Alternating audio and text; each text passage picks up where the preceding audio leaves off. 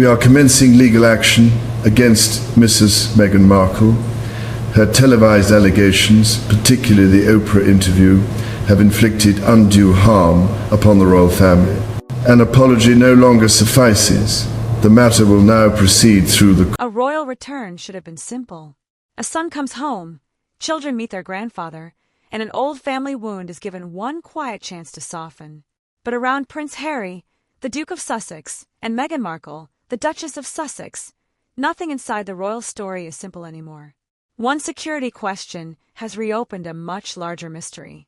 Because what appears on the surface to be a dispute over protection is, in reality, a test of something far more delicate: whether the British royal family can still separate private family feeling from public royal structure. Reports suggest that Harry has been exploring ways to bring Meghan, Prince Archie, and Princess Lilibet back to the United Kingdom, but concerns over security have once again placed that possibility under strain. And immediately, royal watchers began asking the question Buckingham Palace has not fully answered in public. Is this about safety alone, or is it about the boundaries of royal life after departure? That distinction matters because security, inside the royal world, is never only about who walks beside a car or who stands outside a door. It is a visible sign of status, responsibility, public risk, and institutional belonging. For working royals, protection is tied to official duty. For those who have stepped away, the situation becomes far more complicated. Harry has argued for years that he does not feel safe bringing his family to Britain without proper police protection, while the system around royal security has treated his changed position as central to how protection is assessed. That is where a family matter becomes an institutional matter, and once an issue enters that territory, emotion no longer controls the outcome. For King Charles III, that creates one of the most painful contradictions of his reign. As a father and grandfather, the king may naturally wish for time with his younger son's children, especially when the distance between California and Britain has already become symbolic of the wider family divide. But as monarch, Charles cannot simply bend royal structures around private longing. The crown survives by making roles clear, by protecting public confidence, and by avoiding arrangements that appear uncertain or inconsistent. So when people ask why a visit involving grandchildren can become so difficult, the answer may lie in that uncomfortable space between love and duty. And this is why the latest discussion carries such emotional weight. It is not only about whether Archie and Lilibet might step onto British soil. It is about what their arrival would represent. Would it suggest a warmer chapter between Harry and the king? Would it become a sign that the Sussexes are being quietly welcomed closer to the institution again? Or would it simply be a private family visit, separate from royal status, royal privilege, and royal duty? In monarchy, symbols often matter as much as statements. A residence, a route, a police presence, even the absence of a photograph, can become part of the public story before anyone has explained what it means. That is the tension now surrounding Harry and Meghan. The Duke and Duchess of Sussex are not ordinary private citizens in the public imagination, yet they are no longer working representatives of the monarchy. They still carry royal titles, but they do not carry the same official role. They remain part of the king's family, but they stand outside the daily structure of Buckingham Palace and Kensington Palace. That in-between position has created confusion from the very beginning, and every new dispute seems to return to the same unresolved question. Can someone remain emotionally close to the monarchy while institutionally separate from it? Some royal commentators believe this is the true issue beneath the security debate. Not whether Harry loves his family, not whether Charles cares about his grandchildren, not whether reconciliation is emotionally desirable. The deeper issue is whether any gesture toward closeness could blur the hard line established after Harry and Meghan stepped back from royal duties. If official protection is expanded, some observers may see it as recognition of continuing royal risk. Others may interpret it as a partial return to royal privilege. And for an institution already navigating public scrutiny, changing expectations, and the future reign of Prince William, the Prince of Wales, ambiguity can become dangerous. Yet it would be too simple and too harsh to describe this only as cold institutional calculation. Families do not stop being families because titles change. A father remains a father. A son remains a son. Grandchildren grow older, whether palace doors open or not. That is why the emotional side of his story continues to grip so many viewers. People understand the ache of distance. They understand how pride, hurt, and principle can turn months into years. And they understand that sometimes the hardest separations are not created by one dramatic break, but by many smaller decisions that slowly make return feel less possible. That question becomes sharper because of the children. Prince Archie and Princess Lilibet are not responsible for the decisions that reshape their parents' lives. Yet their relationship with Britain, with the House of Windsor, and with their grandfather is now shaped by the consequences of those decisions. For older royal viewers who remember decades of royal family history, that detail carries a special sadness. The monarchy has survived abdication, divorce, scandal, grief, and reinvention, but family distance always leaves a different kind of mark. It is quieter than a headline, but sometimes more lasting. And perhaps that is why this moment feels larger than another episode in the Sussex story. It touches the very heart of what King Charles's reign has been asked to manage. A smaller working monarchy, a strained family, a public that wants transparency, and a future that depends on trust. The king cannot afford decisions that look purely emotional, but he also cannot escape the fact that the monarchy is built on family symbolism. When the family appears divided, the institution feels the tremor. When the institution tightens its rules, the family feels the cost. So was the security dispute merely a logistical problem, or was it the latest sign that the royal door has become narrower than many people hoped? That remains the central question. What is clear is that every conversation about Harry, Meghan, and a possible return to the United Kingdom now carries more meaning than the itinerary itself. Behind the travel plans sits a deeper test of loyalty, reputation, and the future royal order. And to understand why this one unresolved visit has stirred such powerful reaction, we have to look back at the moment when the line between family and institution first became impossible to ignore. That line first became impossible to ignore after the Sussexes stepped away from working royal life. What looked at first like a personal family decision quickly became an institutional question. Could a prince remain close enough to the crown to carry its protection, visibility, and symbolism, while no longer carrying the daily burden of representing it? At the time, the public conversation was filled with emotion. Many people saw a young family seeking independence, a couple exhausted by scrutiny, and a monarchy trying to keep its dignity through a painful rupture. But beneath the emotion was a colder royal problem. The system had to decide who served, who spoke, who was funded, who was protected, and who still carried the authority of the sovereign in public. Once Harry and Meghan moved outside the working structure, every one of those questions had to be redrawn. That is why the early settlement around their departure mattered so deeply. The idea of a partial royal role, often discussed as a half-in, half-out arrangement, may have sounded reasonable to some viewers. Harry and Meghan could live independently, build their own life abroad, and still return for selected royal moments. But for Buckingham Palace, that would have created a gray zone, and gray zones are dangerous inside monarchy. The crown survives through visible certainty, not emotional improvisation. The public must know who represents the king and who acts as a private individual. That clarity protects the monarchy from confusion, criticism, and accusations of special treatment. If one couple could keep the public symbolism of royalty while choosing a more independent life, every future decision would be judged against that precedent. And once royal precedent exists, it rarely stays small. It follows the institution and becomes a problem for the next reign as much as the present one. This is where security became far more than a technical issue. Protection is not only about physical danger, even though that is the part most people understand first. In royal life, protection also signals official connection. A figure surrounded by state-level security appears, to many eyes, to remain inside a circle of national responsibility. That is why the question became so sensitive after Harry's role changed. His public profile did not disappear, but his formal position had changed, and the machinery around the monarchy had to respond in a way that could stand beyond one emotional case. For Harry, that may feel deeply personal. He was born into a world where protection was part of life, not something requested from the outside. His name, his mother's history, his military service, and his global visibility all carry meanings no ordinary person could fully understand. So when he speaks about security, Supporters hear a father trying to protect his wife and children from risks created by royal birth and public attention. Whether one agrees with him or not, the emotional argument is powerful because it sounds human before it sounds constitutional. But the palace cannot operate only from that human side.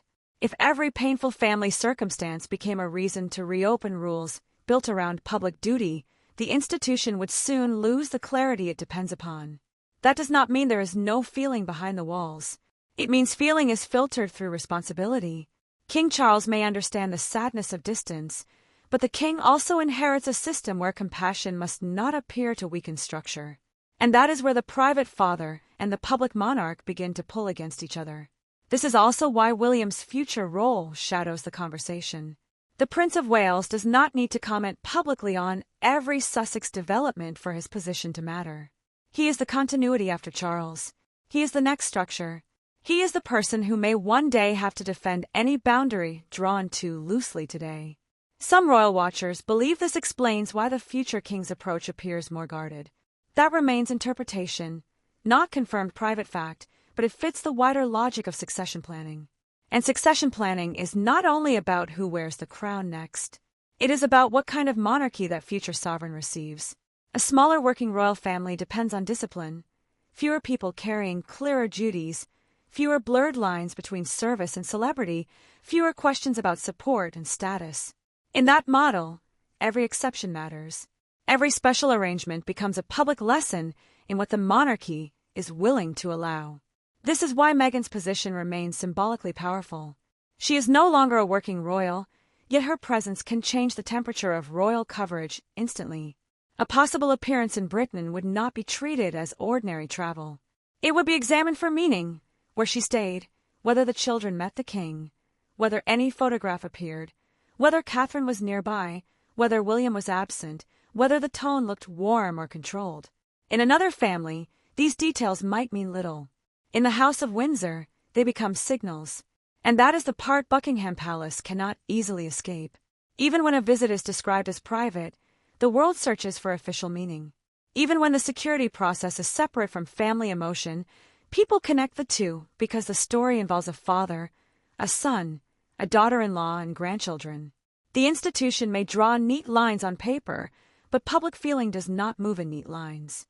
That is why Archie and Lilibet sit at the emotional center of the story, even though they are not responsible for any of it. They are the king's grandchildren, part of the royal family tree, yet their childhood is unfolding mostly outside the country whose history helped shape their titles. The security debate, therefore, becomes about more than protection. It becomes about whether distance becomes normal and whether the next generation grows up knowing the monarchy as family, history, or something seen mostly from afar.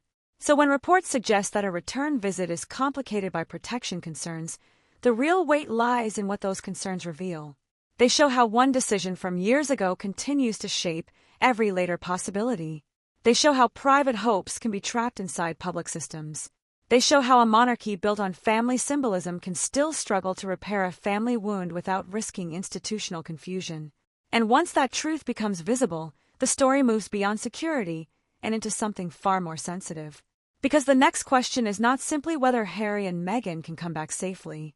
It is whether anyone inside the royal structure still has the power or the willingness to make a return feel possible without changing what the monarchy has already decided. That question placed the story in a different light because the issue was no longer confined to Harry's security, Meghan's public image, or one possible family visit. It became a test of who now controls the emotional borders of the monarchy, and whether those borders are being shaped by affection, caution, or the cold logic of succession. For years, the royal family has survived by absorbing personal pain into public discipline. It rarely explains every decision, and it almost never allows private emotion to become the language of official policy. But the Sussex question has always challenged that method, because Harry and Meghan do not sit quietly on the edge of the royal story. They remain central to global attention, and that attention means even a small shift around them can look like a major palace signal. That is why the current tension feels less like one disagreement and more like a mirror held up to the entire institution. The monarchy is trying to present steadiness at a time when its future depends on fewer working royals, stronger public trust, and a clearer image of service. Yet the Sussexes represent the chapter that refuses to settle neatly into the past. They are not inside the machine, but they are not outside the public imagination either. And that creates a contradiction the palace cannot easily manage. If Harry is treated as completely private, many people will ask why the risks attached to his royal birth are being ignored. If he is treated too much like a senior royal, others will ask why someone outside the working structure still receives the visible weight of royal support. Between those two arguments sits a dilemma that goes beyond law or logistics. It is about the image of authority itself. Some royal watchers believe this is where William's influence becomes quietly important, not through dramatic intervention, but through the future he represents. The Prince of Wales is the living reminder that every decision made now becomes part of the inheritance he receives later. He may not need to speak publicly for his presence to be felt inside the conversation. His role alone changes the calculation, because monarchy is never only dealing with the present monarch. It is always preparing the ground for the next one. That preparation has become more visible in recent years. Public focus has increasingly moved toward William and Catherine as the central figures of the next chapter, symbols of continuity after a period of uncertainty. Their image is built around duty, family stability, careful public service, and the quiet discipline expected of a future king and queen. Against that backdrop, the Sussex question becomes more than a family disagreement. It becomes a test of whether the monarchy can keep its future narrative clean while its past conflict remains unresolved. This does not mean William personally directs every outcome, and no one outside the palace can honestly claim to know every private conversation behind closed doors. But as analysis, the direction is clear enough to matter. A future king cannot inherit a system full of blurred exceptions. He cannot lead a smaller monarchy if the public remains confused about who belongs inside the working circle and who does not. And he cannot spend his future reign reopening every wound that was never fully settled before he took the throne. That may be why the language around Harry and Meghan often feels so careful. There is rarely a complete emotional explanation. There is rarely a dramatic public rejection. Instead, the palace allows distance to speak through procedure, security systems, invitations, public appearances, and silence. The meaning is not always announced, but it is felt. For viewers who have followed royal history for decades, that method is familiar. The institution often moves most decisively when it appears to be saying the least. The deeper concern for Buckingham Palace may be that reconciliation, if it happens without clear boundaries, could create more confusion than peace. A warm photograph with the king and his grandchildren could be seen by many as a healing moment. But it could also raise immediate questions about whether Harry and Meghan are being drawn closer to the royal fold. A private meeting could remain private in intention, but not in interpretation. A security arrangement could be justified by risk, yet still read by the public as status. Charles's position is especially difficult because he stands at the meeting point of all these pressures. He is the father whose younger son lives across the Atlantic. He is the grandfather whose relationship with Archie and Lilibet remains limited by distance, security concerns, and unresolved family tension. But he is also the monarch responsible for maintaining the dignity and stability of the crown after a period of enormous change. Whatever he does will be judged through both lenses, and neither lens gives him an easy answer. If he reaches too openly toward Harry, some will say the monarchy is softening boundaries it once declared necessary. If he remains distant, others will say the family wound is being allowed to harden. If he leaves the matter to official systems, critics may argue he is hiding behind procedure. But if he appears to influence those systems, he risks making the crown look personal rather than impartial. That is the narrow path Charles must walk, and it may explain why so much of the story unfolds through quiet signals rather than direct statements. That memory follows every Sussex headline. It influences how people interpret motive, tone, and timing.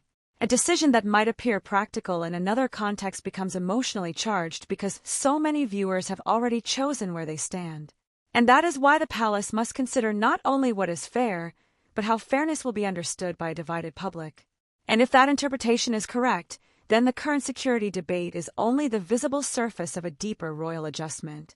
The palace may be deciding, slowly and carefully, what kind of relationship can exist with Harry and Meghan without unsettling the next chapter of the monarchy. Not a total rejection, perhaps. Not an open door either.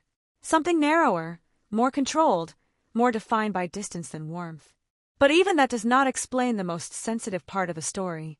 Because once the monarchy begins defining who is inside, who is outside, and who can never return to the same place again, the question is no longer only about Harry and Meghan.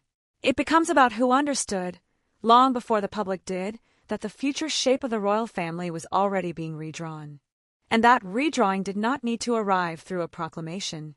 In royal life, the most consequential changes often appear first through patterns: who is seen, who is absent, whose name is used carefully, whose position is left undefined, and which conversations are allowed to fade without explanation.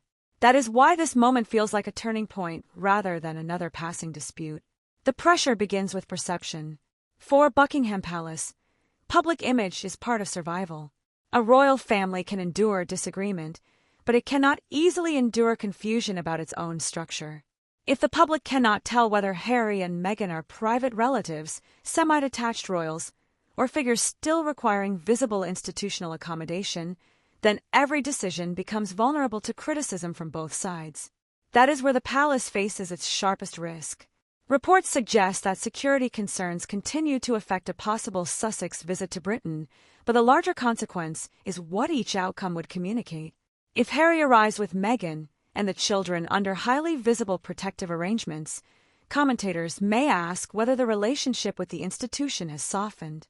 If the visit does not happen, others will ask whether distance has now become an accepted reality of the king's reign. Either way, the story does not remain private. That is why reaction around this issue moves so quickly. The monarchy may prefer silence, but silence does not stop interpretation. A private arrangement can become a symbol of reconciliation before anyone confirms it. A cancelled or delayed visit can be read as rejection before anyone knows the full circumstances. In the modern royal world, perception often arrives before fact has finished putting on its coat. For Charles, this creates a burden heavier than ordinary palace management. The king is being watched for signs of what his reign values most when family feeling and institutional discipline collide. If he appears guided by compassion, some will praise him for trying to heal what has been broken. If he appears guided by structure, others will praise him for protecting the crown from uncertainty. The same action can be judged as mercy by one audience and weakness by another. And in that environment, William's future becomes more than a background concern. The Prince of Wales may not be the public voice of this decision, but his coming reign sits behind every calculation. The monarchy Charles is managing today is the monarchy William must inherit tomorrow. That means the present king is not only considering his younger son, he is also protecting the future authority of his elder son. Was this about personal loyalty or about preventing the next reign from beginning with unresolved ambiguity? This is where the situation begins to accelerate. A monarchy preparing for the future cannot allow every emotional crisis to remain open indefinitely. At some point, the institution has to decide which relationships can be repaired privately, which roles can never return to what they were, and which public boundaries must remain fixed even when they cause personal sadness. That moment does not always look dramatic from the outside. It can look like silence, a lack of movement, or everyone simply continuing their duties. But continuation itself can be a message. When William and Catherine remain focused on their future-facing public role, the institution's center of gravity becomes clearer. When Queen Camilla continues beside the king in the rhythm of royal duty, the current reign looks steady. When Princess and carries on with the discipline that has long defined her service, the monarchy reminds viewers that its working core still moves forward, regardless of unresolved family tension elsewhere. The stronger that working core appears, the more difficult the Sussex question becomes.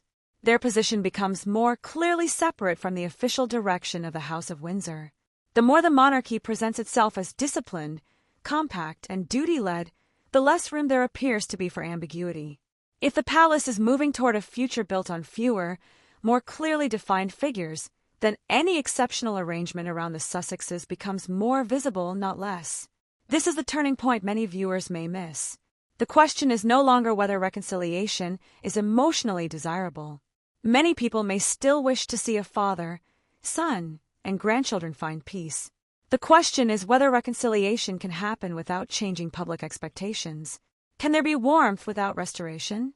Can there be family contact without royal symbolism?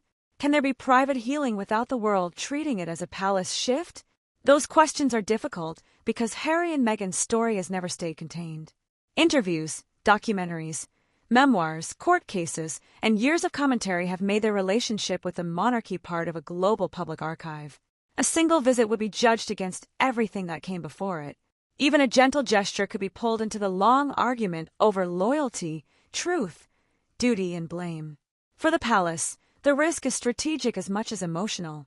If the institution appears to reopen a door too widely, it may invite questions about whether previous boundaries were ever firm. If it keeps the door too narrow, it may reinforce the image of a family unable to heal. If it offers practical cooperation without emotional warmth, it may look cold. If it offers warmth without clear limits, it may look confused.